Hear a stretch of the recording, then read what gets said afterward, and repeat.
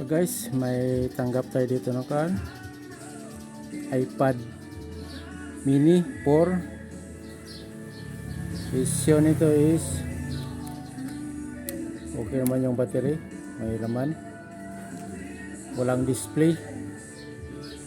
So yung display connector, so na find out natin dito, sira pala to, sira tong FPC connector.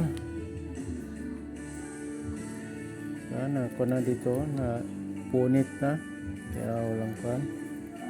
So ang kan ito naglag daw na UP. Buti hindi nabasag yung kan LCD, malamang okay pa tong LCD. Itong kanya medyo kana curving na, nag-curve obeg yung body. Yan. Ito yung i-fix na, orderan natin to ng connector, i-fix natin sa kanya dito sa may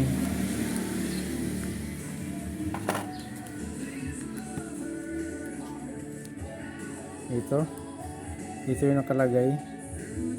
Okay pa naman yung kanya mga connector dito. Meron lang na punit na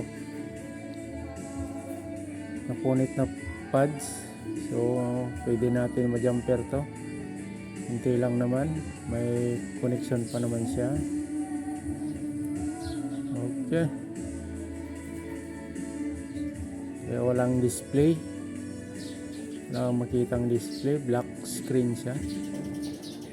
Kala mo na LCD na yung sira, pero andito pala, dito yung napunit na flex,